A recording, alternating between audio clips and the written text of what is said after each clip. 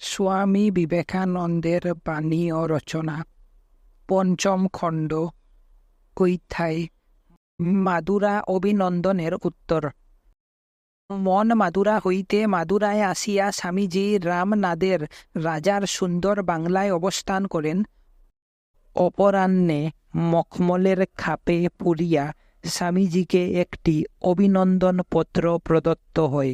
উত্তরে স্বামীজি বলেন, আমার খুব ইচ্ছা যে কয়েকদিন তোমাদের নিকট থাকিয়া সুযোগ্য সভাপতি মহাশয়ের আদেশ মতো আমার পাশ্চাত্য দেশের সমুদয় অভিজ্ঞতা ও বিগত 4 বৎসর ব্যাপী প্রচার কার্যের বিবরণ দিই।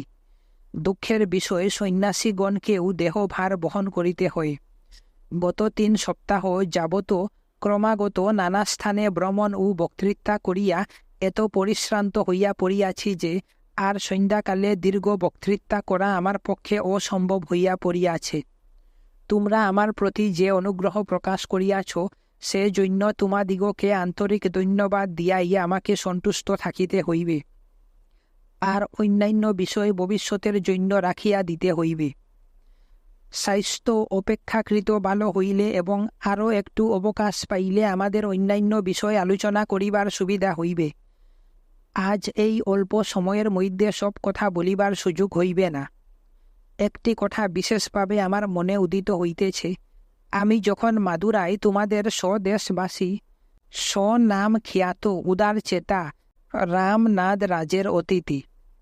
তোমরা বোধ হয় অনেকেই জানো না, উক্ত রাজাই আমার মাথায় চিকাগো সভায় যাইবার ভাব প্রবেশ করাইয়া দেন এবং বরাবরই সর্বান্তকরণে ও সর্বশক্তি দ্বারা আমার কার্য সমর্থন করিয়াছেন। সুতরাং অভিনন্দন পত্রে আমাকে যে সকল প্রশংসা করা হইয়াছে, তাহার অধিকাংশই দাক্ষিণাত্যবাসী এই মহাপুরুষের প্রাপ্য। কেবল আমার মনে হয় তিনি রাজা না হইয়া সন্ন্যাসী হইলে আরও ভালো হইত, কারণ তিনি সন্ন্যাসেরই উপযুক্ত। যখনই পৃথিবীর অংশ বিশেষে কোনো কিছুর আবশ্যক হয়, তখনই তাহা এক অংশ হইতে অপরাংশে গিয়া সেখানে নূতন জীবন প্রদান করে। কি প্রাকৃতিক কি আধ্যাত্মিক উভয় ক্ষেত্রে ইহা সত্য। যদি জগতের কোনো অংশে ধর্মের অভাব হয় এবং অপর কোথাও সেই ধর্ম থাকে, তবে আমরা জ্ঞাতসারে চেষ্টা করি বা না করি, যেখানে সেই ধর্মের অভাব সেখানে ধর্মস্রোত আপনা আপনি প্রবাহিত হইয়া উভয় স্থানের সামঞ্জস্য বিধান করিবে। মানব জাতির ইতিহাসে দেখিতে পাই, একবার নয়, দুইবার নয়, বারবার এই প্রাচীন ভারতকে যেন বিধাতার নিয়মে পৃথিবীকে ধর্মশিক্ষা দিতে হইয়াছে। দেখিতে পাই, যখনই কোনো জাতির দিগ্বিজয় বা বাণিজ্যে প্রাধান্য উপলক্ষে পৃথিবীর বিভিন্ন অংশ এক সূত্রে গ্রথিত হইয়াছে এবং যখনই এক জাতির অপর জাতিকে কিছু দিবার সুযোগ উপস্থিত হইয়াছে, তখনই প্রত্যেক জাতি অপর জাতিকে রাজনীতিক, সামাজিক বা আধ্যাত্মিক যাহার যাহা আছে তাহাই দিয়াছে। ভারত সমগ্র পৃথিবীকে ধর্ম ও দর্শন শিখাইয়াছে।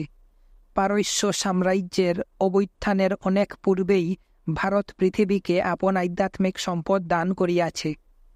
পারস্য সাম্রাজ্যের অভ্যুদয়কালে আরও একবার এই ঘটনা ঘটে। গ্রিক দিগের অভ্যুদয়কালে তৃতীয়বার।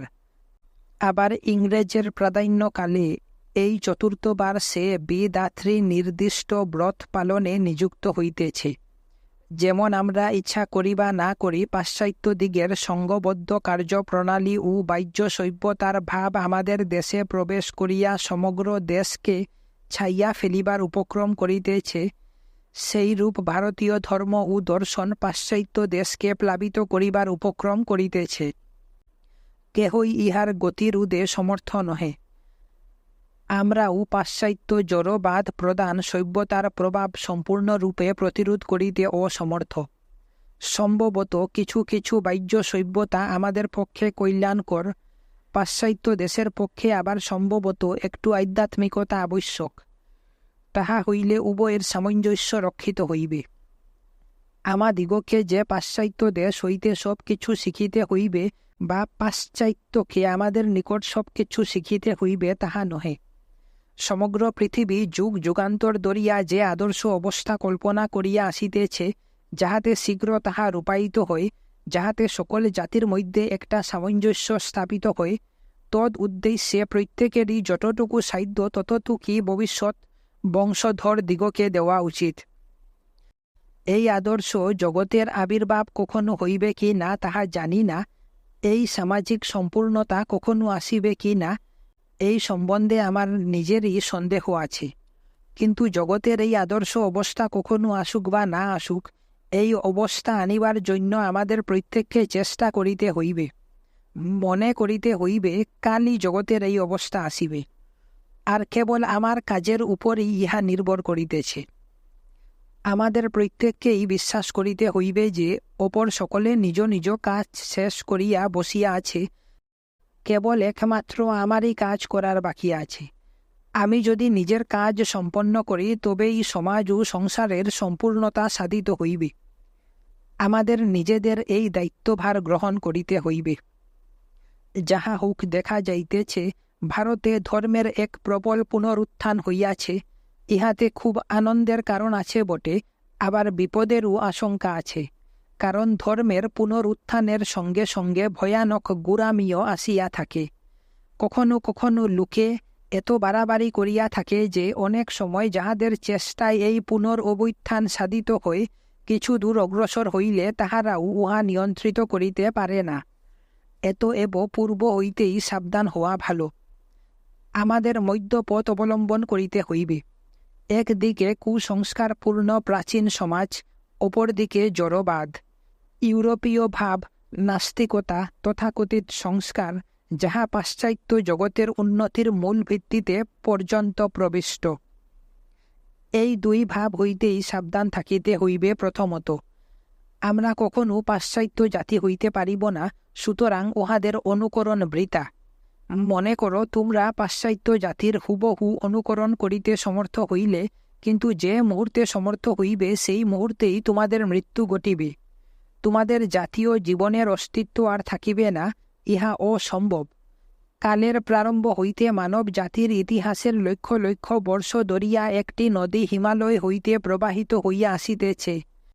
তুমি কি উহাকে উৎপত্তি স্থান হিমালয়ের তুষারমণ্ডিত শৃঙ্গে ফিরাইয়া লইয়া যাইতে চাও?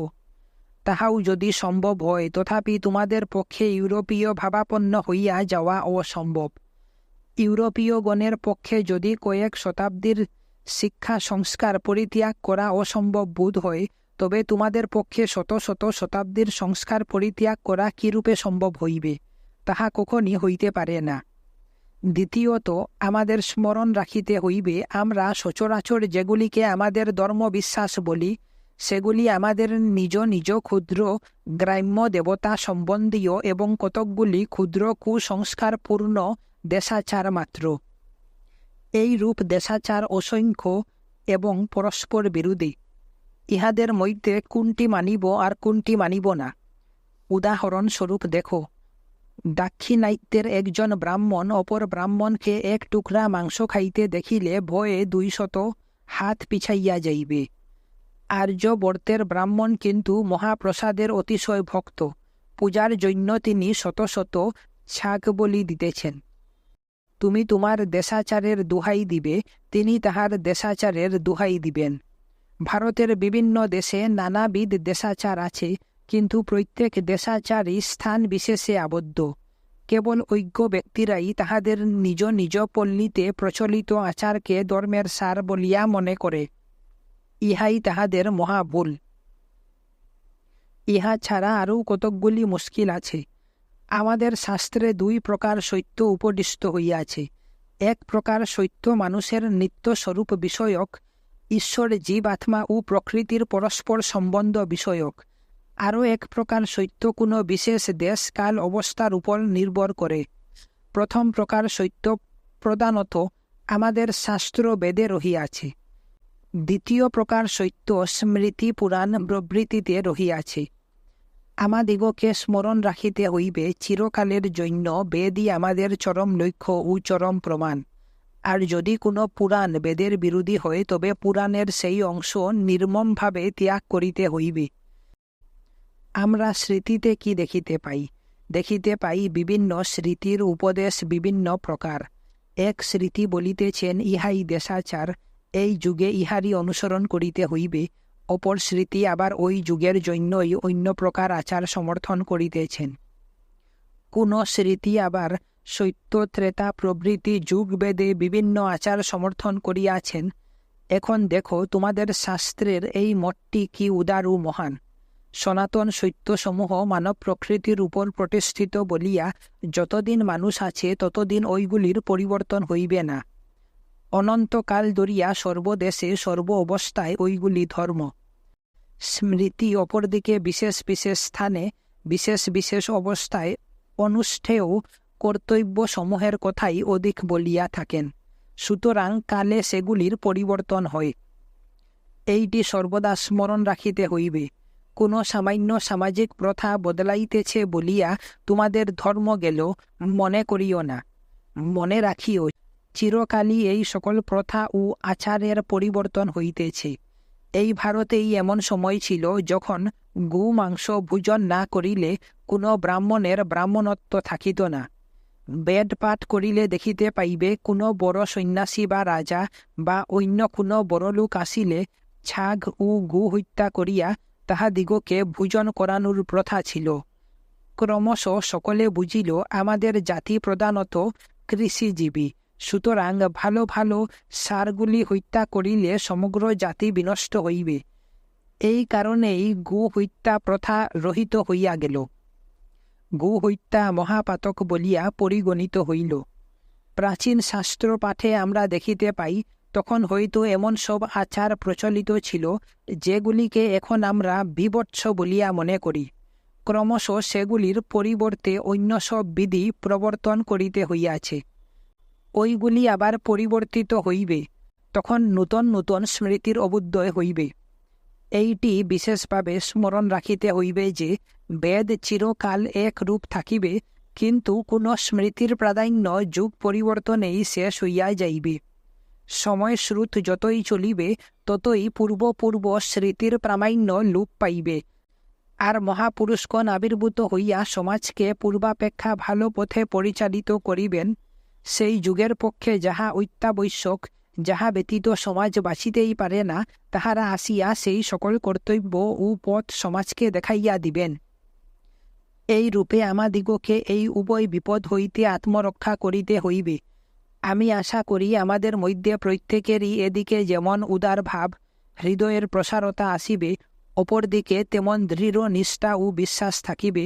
তাহা হইলে তোমরা আমার কথার মর্ম বুঝিবে আমার উদ্দেশ্য সকলকেই আপনার করিয়া লওয়া, কাহাকেও বর্জন করা নয়। আমি চাই গুড়ার নিষ্ঠাটুকু ও তাহার সহিত জড়বাদীর উদার ভাব। হৃদয় সমুদ্রবৎ গভীর অথচ আকাশবৎ প্রশস্ত হওয়া চাই। আমাদিগকে পৃথিবীর সর্বাপেক্ষা উন্নতিশীল জাতির মতো উন্নত হইতে হইবে। আবার সঙ্গে সঙ্গে আমাদের আবাহমান কালের সঞ্চিত সংস্কার সমূহের প্রতি শ্রদ্ধাবান হইতে হইবে। আর হিন্দুই কেবল প্রকৃতপক্ষে প্রাচীন প্রথাগুলিকে সম্মান করিতে জানে। সহজ কথা বলি, সর্বব্যাপারী আমাদিগকে মুখ্য ও গৌণ বিষয়ের বিভিন্নতা কোথায় তাহা শিখিতে হইবে। মুখ্য তত্ত্বগুলি সর্বকালের জন্য, আর গৌণ বিষয়গুলি কোনো বিশেষ সময়ের উপযোগী মাত্র।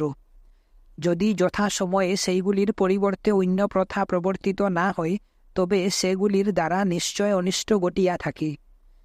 আমার এ কথা বলিবার উদ্দেশ্য ইহা নয় যে তোমাদিগকে প্রাচীন আচার পদ্ধতি সমূহের নিন্দা করিতে হইবে, কখনই নহে। অতিশয় কুৎসিত আচারগুলিরও নিন্দা করিও না, নিন্দা কিছুরই করিও না। এখন যে প্রথাগুলিকে সাক্ষাৎ সম্বন্ধে অনিষ্টকর বলিয়া বোধ হইতেছে, সেগুলি অতীতকালে প্রত্যক্ষভাবে জীবনপ্রদ ছিল। এখন যদি সেইগুলি উঠাইয়া দিতে হয়, তবে উঠাইয়া দিবার সময়ও সেইগুলির নিন্দা করিও না, বরং ওইগুলির দ্বারা আমাদের জাতীয় জীবন রক্ষারূপ যে মহান কার্য সাধিত হইয়াছে, সেজন্য ওইগুলির প্রশংসা করো, ওইগুলির প্রতি কৃতজ্ঞ হও। আর আমাদিগকে ইহাও স্মরণ রাখিতে হইবে, কোনো সেনাপতি বা রাজা কোনো কালে আমাদের সমাজের নেতা ছিলেন না। ঋষিগণই চিরকাল আমাদের সমাজের নেতা। ঋষি কাহারা? তিনি ঋষি যিনি ধর্মকে প্রত্যক্ষ উপলব্ধি করিয়াছেন, যাহার নিকট ধর্ম কেবল পুঁথিগত বিদ্যা, বাগ বিতণ্ডা বা তর্ক যুক্তি নহে।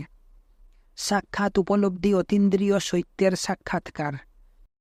উপনিষদ বলিয়াছেন, এরূপ ব্যক্তি সাধারণ মানবতুল্য নহেন, তিনি মন্ত্রদ্রষ্টা, তিনি ঋষিত্ব। আর এই ঋষিত্ব লাভ কোনো দেশকাল জাতি বা সম্প্রদায়ের উপর নির্ভর করে না। বৈৎসায়ন ঋষি বলিয়াছেন, সত্যের সাক্ষাৎকার করিতে হইবে, আর আমাদিগকে স্মরণ রাখিতে হইবে যে তোমাকে, আমাকে, আমাদের সকলকেই ঋষি হইতে হইবে। অগাধ আত্মবিশ্বাস সম্পন্ন হইতে হইবে। আমরাই সমগ্র জগৎকে শক্তি সঞ্চার করিব, কারণ সব শক্তি আমাদের ভিতর রহিয়াছে। আমাদিগকে ধর্ম প্রত্যক্ষ করিতে হইবে, উপলব্ধি করিতে হইবে, তবেই ধর্ম সম্বন্ধে আমাদের সকল সন্দেহ দূরীভূত হইবে। তখনই ঋষিত্বের উজ্জ্বল জ্যোতিতে পূর্ণ হইয়া আমরা প্রত্যেকেই মহাপুরুষত্ব লাভ করিব। তখনই আমাদের মুখ হইতে যে বাণী নির্গত হইবে তাহা অব্যর্থ, অমোঘ ও শক্তিসম্পন্ন হইবে। তখনই আমাদের সম্মুখ হইতে যাহা কিছু মন্দ তাহা আপনিই পলায়ন করিবে, আর কাহাকেও নিন্দা বা অভিসম্পাত করিতে হইবে না, অথবা কাহারও সহিত বিরোধ করিতে হইবে না। এখানে আজ যাহারা উপস্থিত আছেন তাহাদের প্রত্যেককেই নিজের ও অপরের মুক্তির জন্য ঋষিত্ব লাভ করিতে শ্রী ভগবান সাহায্য করুন।